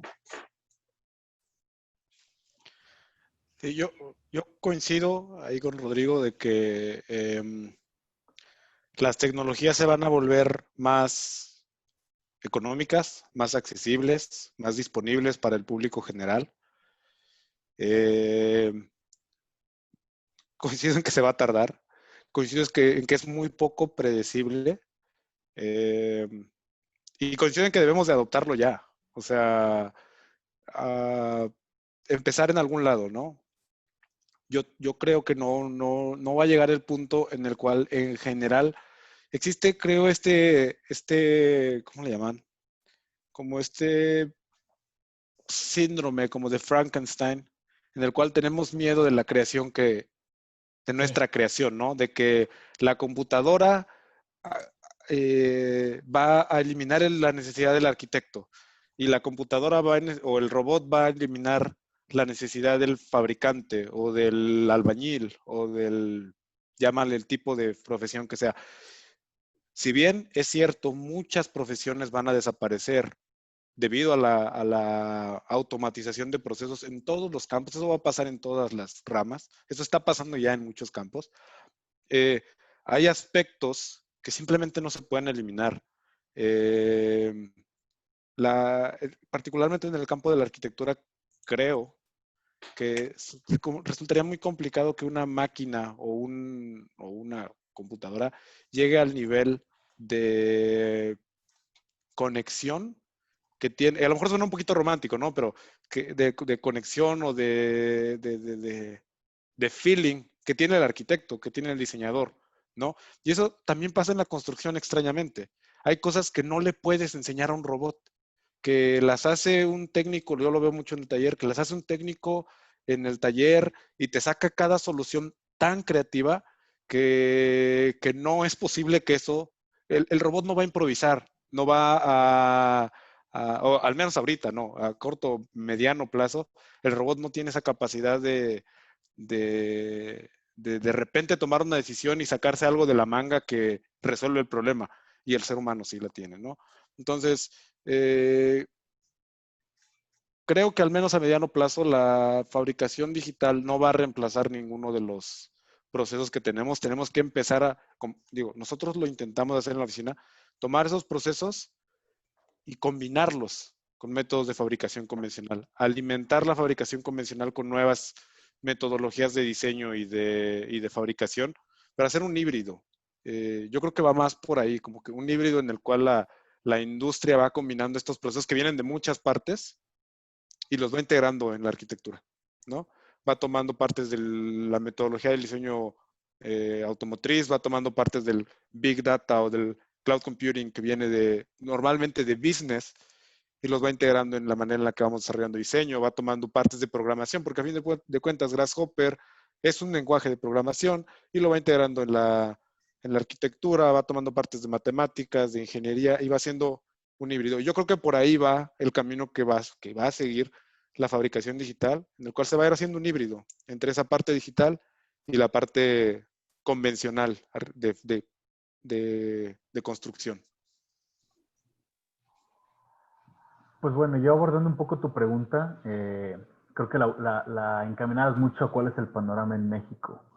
Y en lo personal creo que México ahorita está en una época bastante, se está acercando a una bifurcación en la cual o se puede ir por el aspecto de maquila, que es un aspecto que México ha traído desde hace muchísimos años, en el cual le ha permitido relativamente crecer, pero desafortunadamente en ese aspecto, y por otro lado en el aspecto que nos interesa, ¿no? En el cual dejamos de ser estrictamente maquila de grandes consumidores y ya somos creadores del mismo sistema, ¿no? Creo que estamos como que en ese punto en el cual México está por decidirlo, y creo que se va a dictaminar mucho de cómo siga evolucionando estas tendencias que nos interesan, ¿no? Porque si lo vemos de cierta manera, en realidad todo esto que nos llama la atención en un aspecto tecnológico, es de cierta forma tratando de incluirnos en una tendencia que le demos mucho beneficio, muchos lados positivos, pero que a nivel social no estamos preparados para abordar, que es algo que venimos hablando creo que desde el inicio de la conversación, ¿no? El hecho de cómo hacemos que México esté preparado para, en verdad, implementar todo esto, ¿no? Entonces, pues bueno, creo que va a depender mucho, ahora sí, como decíamos de nuevo, desde el inicio, de nosotros mismos, qué vamos dictaminando que va a ser México en un futuro, si queremos que recaiga otra vez en ser únicamente un aspecto de maquila, o si queremos que sea un ente más creativo y que propone. Y bueno, de esa parte abordándolo por el lado de tu pregunta respecto al aspecto futurista, pues no, como comentaba Leo, no creo que haya un punto en el que en realidad nos reemplacen. No sé qué tanto, a lo mejor se habrán clavado con el tema de los cobots, que es una tendencia más aterrizada, en lugar de decir, bueno, voy a tomar robots industrializados y utilizarlos en tareas del día a día, sino más bien cómo a través de robots quizás un poco más simplificados puedo facilitar las tareas del día a día, ¿no? Creo que va más bien por ahí la evolución de esta simbiosis entre hombres y máquinas en nuestro aspecto de especie, ¿no? Ya no nada más hablando de México, sino en un aspecto de colaboratividad entre hombre y máquina. O sea, no creo que enteramente dejemos de utilizarlo, ni que nos pasen a controlar enteramente. Al final de cuentas, pues la máquina siempre va a depender de un hombre que la programe, de un hombre que la opere, que un hombre que la utilice. Entonces no creo que en realidad haya un punto en el que nos logren reemplazar completamente, ni creo que ese sea como el interés, sino más bien cómo facilitar al operador o al hombre las necesidades de ejecutar ciertas labores, ¿no? Más bien, creo que va por ahí la relación hombre-máquina de aquí hacia adelante y en un futuro muy, muy amplio. Sí, si puedo volver a intervenir tomando dos cosas que dijeron Leonardo y Rodrigo. La primera de Leonardo, que dice lo de el miedo como al Frankenstein, y lo que dices tú, Leonardo, de la máquina al final le sirve al humano, ¿sí me explico? Y realmente al final es una de las cosas que no tenemos que perder de vista yendo hacia adelante, es el tema de para qué y por qué. ¿Por qué usamos estas tecnologías y para qué? Finalmente las usamos realmente las tenemos que usar con un objetivo mayor, con el objetivo de minimizar nuestro impacto ambiental y nuestra huella ecológica, con el objetivo de utilizar mejor nuestros recursos que ya nos hemos dado cuenta que son limitados, y con el objetivo de lograr una sociedad más justa, más equitativa, donde todas las personas que viven, o sea, yo sé que la arquitectura no es ni la responsable ni la que lo va a hacer, pero al final también el para qué y el objetivo de por qué y la tecnología avanza y se adopta, etcétera, muchas veces sí tiene que ver con una ganancia financiera y lo que quieras, pero finalmente lo que avanza y lo que se queda es lo que le hace bien a todos. ¿Sí me explico? Y eso es lo que hay que buscar yendo hacia adelante. Buscar mejores construcciones, no porque van a ser más baratas. Bueno, que al final, si son más baratas, la verdad es que sí es mejor. ¿Por qué? Porque les sirven a más gente y más gente puede beneficiarse de eso. Eso sí es cierto. Pero también más baratas a costa de qué, ¿no? No a costa de la injusticia, ¿sí me explico? Sino más bien lograr mejores construcciones de mayor calidad para que más gente viva mejor. ¿Sí me explico? Y esa es al final, ese es el objetivo de nuestra profesión, o sea, que la gente viva bien, el buen vivir, lo dice Fer Meneses, que también estuvo aquí, ¿no? Entonces, yo sí lo que diría, o sea, coincido mucho con eso que dicen Rodrigo y Leonardo, y finalmente todo eso yo lo acotaría precisamente en el contexto del bien común. ¿Sí me explico? De contribuir a la sociedad de una manera positiva, porque si pensamos que no es la tecnología por la tecnología, al final es la tecnología como medio para lograr un objetivo. Y el objetivo también hay que tenerlo claro. Lo dijo Philip Block en la primera conferencia. Él dice, no es porque nos guste lo curvo o lo bonito. En realidad es porque queremos construir con menos recursos. ¿Por qué? Porque si seguimos construyendo como estamos construyendo, se va a ir al traste el mundo. ¿Sí?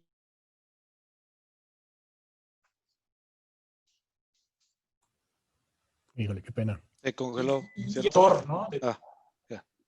Te perdiste tantito, Rodrigo. Perdón, pero eso, ¿en qué me quedé? ¿Qué? No es porque Se queramos ver el traste del construir. mundo. Se va a ir el resto del mundo. Exacto. Bueno, pues eso, ya, o sea, lo dijo Philip Block, esta idea de que no es porque nos guste lo curvo o lo bonito, es porque queremos construir con menos recursos porque si seguimos construyendo como estamos construyendo, se va a ir al traste el mundo. Y al final, yo creo que tiene que ver mucho con eso y creo que, o sea, el futuro tiene que hablar de eso, ¿no? Y lo que menciona de los cobots, Rodrigo, creo que también es muy acertado, porque precisamente es eso. La tecnología siempre tiende a hacerse más humana, más fácil de usar, más universal, para que la usen más personas. O sea, las mejoras en la tecnología siempre van hacia eso, nunca van hacia hacerle daño. Bueno, o sea, sí las de la guerra, ¿no? Pero, o sea, que también, pero nosotros no somos un país bélico al final, entonces creo que cómo usamos eso para crear, ¿no?, cosas bellas, pero también que promuevan una mejor sociedad, ¿no?, un mejor mundo, ¿no? Sí. Creo que me gustaría retomar ahí que hay un tema que el fin máximo de la tecnología es hacer la vida más fácil. Y eso puede significar muchas cosas. Puede significar hacer nuestro mundo más fácil. En su momento fue eso, y que eso ha tenido también sus consecuencias. El adaptar tanto nuestro mundo a nosotros ha venido a desencadenar toda una serie de problemas medioambientales, ¿sí? Pero a fin de cuentas, el fin máximo de la tecnología es hacernos la vida más fácil, no más complicada, no más dura, no, más sencilla a todos, y se va permeando. Es difícil esa permeabilidad, está limitada en ciertos aspectos, pero a fin de cuentas ese es el objetivo. La tecnología debería de ser vista como algo que nos ayuda a mejorar, que nos ayude a mejorar en muchas direcciones, ¿no? Y cada quien va a elegir la manera en la cual esa tecnología mejora su propia vida. O sea, yo elijo qué tecnología de la que está disponible puedo utilizar, cómo la utilizo. Y particularmente con la tecnología computacional, uno de los primeros libros que leí era Program or Be Program, que hablaba de buenísimo. este tema de que hasta hace relativamente poco la tecnología era dependiente de nosotros, casi completamente. Aquí ya llegamos al punto en el que ya no es así, en el que tenemos que entender que las decisiones de cómo interactuamos, de cómo nos comunicamos, las toma quien tiene control sobre esa tecnología. Entonces, tenemos que estar conscientes de que la tecnología de ahora, aunque sigue teniendo como objetivo facilitarnos la vida, requiere una participación mayor de nuestra parte, requiere una comprensión mayor de nuestra parte, requiere que entendamos cómo funciona y que en la medida de lo posible nos involucremos en manipularla, en controlarla, en ganar un poquito ese control que nos ha ganado, por poner un ejemplo, que nos ha quitado las redes sociales o la telefonía celular. O sea, ya se volvió más esta colaboración más que una tecnología como algo inerte que simplemente me ayuda. Sigue teniendo el mismo objetivo, eso es bien importante resaltarlo, pero ahora tiene que ser más colaborativo. No es unilateral.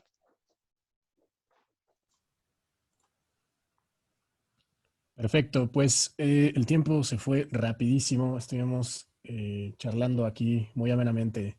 Yo quería que hubiera una ronda de preguntas, pero los invito a todos a la clausura. La clausura es a las 7. Vamos a hacer una recapitulación de lo que se vio en Átrica y después va a haber un foro abierto para tocar temas no solo de fabricación digital, sino de diseño computacional y de la tecnología aplicada a la arquitectura en general. Hacer comunidad, hacer un foro entre estudiantes, entre profesores, entre los profesionales de la industria. Entonces, los invitamos a que se unan. Es una sala diferente a esta. Empieza en menos de 10 minutos. Y pues nada, sabemos que todavía hay 2 talleres mañana, pero bueno, ya por tiempos no los pudimos hacer antes de la clausura, pero bueno, están todos invitados, sobre todo los talleristas, los ponentes y el público en general que nos está escuchando aquí en el Zoom y allá en el Facebook Live. Los invitamos a la clausura de Átrica 2020. Muchas gracias, Rodrigo Giordia, muchas gracias, Rodrigo Pérez, muchas gracias, Leonardo Nuevo. Línea a su casa, son invitadísimos y bien recibidos cuando ustedes quieran. Y pues nada, muchas gracias a todos y nos vemos en la otra sala. Gracias, Arco. Muchas gracias por la invitación. Gracias. Muchas gracias. Gracias.